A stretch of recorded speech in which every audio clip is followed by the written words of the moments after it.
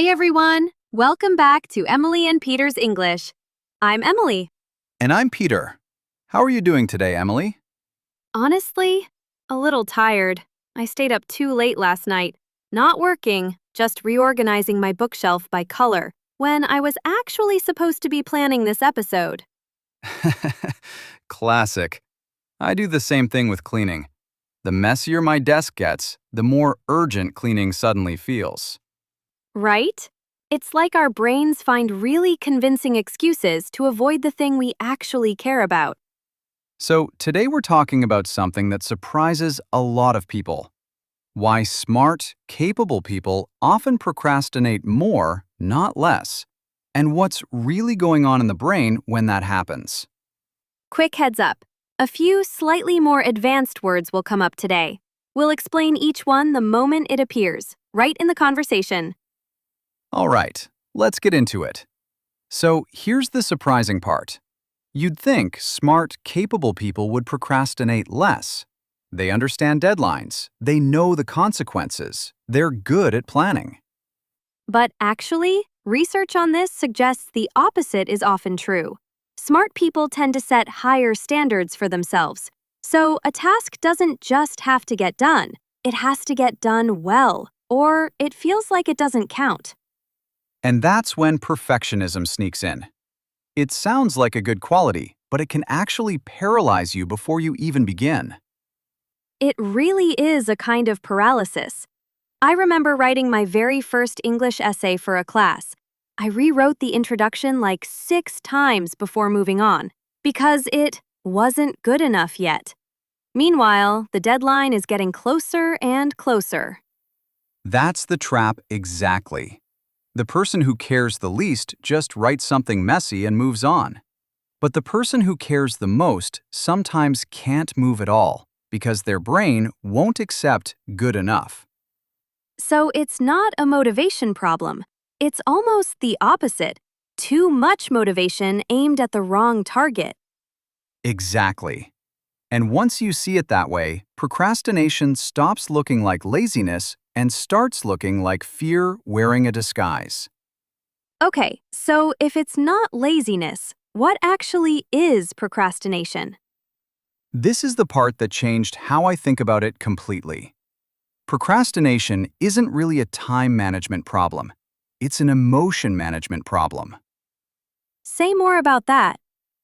So basically, when a task feels boring, stressful, or threatening to your self-image, like, what if I try and I'm just not good at this? Your brain treats it almost like a small threat, and it looks for relief, something that feels better right now. Which is why I reorganize a bookshelf instead of planning an episode. The bookshelf gives me an easy little win. The planning does not. Exactly. You're not avoiding the task, you're avoiding the uncomfortable feeling the task creates. That's such a relief to hear, honestly, because it means I'm not broken. My brain is just doing what brains do, chasing comfort. Right. And that connects to something from my own English journey too. I used to avoid speaking with native speakers, not because I didn't know the words, but because the feeling of possibly sounding stupid was unbearable. So I'd study more instead, which felt productive but was really just avoidance in disguise. That's such a perfect parallel. We think we're avoiding the task. We're actually avoiding a feeling. So if procrastination is about emotion, the fix probably isn't try harder or use a better planner. Right. Discipline alone doesn't really fix a fear-based habit. What actually works is lowering the emotional stakes of starting. Can you explain what you mean by that?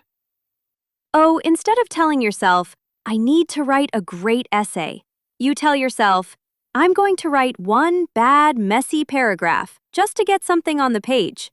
You're not committing to quality, you're committing to motion. Oh, that's basically the concept of momentum. Once you're moving, even slowly, it's so much easier to keep going than it was to start in the first place. Exactly. Momentum. And it's the same in language learning.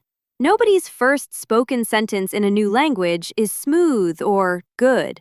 But the moment you say something, anything, even badly, you build momentum. The second sentence is always easier than the first. That's so true. I remember the first time I ordered coffee in English without rehearsing it in my head first. It was clumsy. I mixed up a word. But after that, ordering coffee just stopped being scary. The fear only existed before I started. That's the pattern right there. The fear front loads itself before the action. Once you're in motion, it mostly disappears. Let's talk about one more piece: environment. Because willpower alone is unreliable, especially at the end of a long day. Totally. If your phone is sitting right next to your laptop while you're trying to work, you're basically negotiating with temptation constantly. Discipline shouldn't have to fight your environment. Your environment should support your discipline. So this might mean small things: closing extra tabs, putting your phone in another room, or literally opening the document you need before you allow yourself to do anything else. It's almost like removing the tiny decision points where procrastination sneaks in.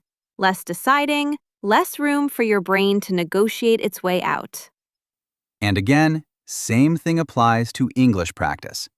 If your goal is to practice speaking, but the app isn't even on your home screen, you've already made it harder than it needs to be.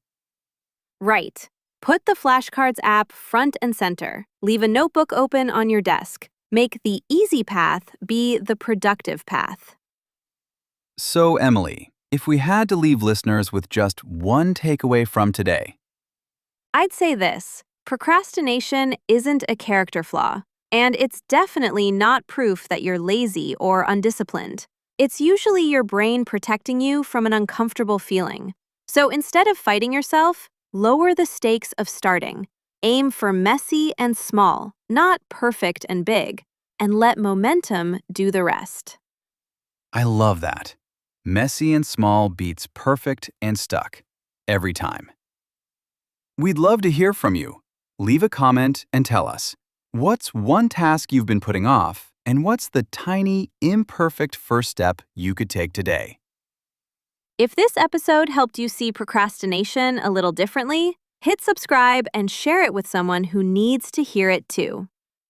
Thanks so much for listening, everyone. This has been Emily and Peter's English. See you next time.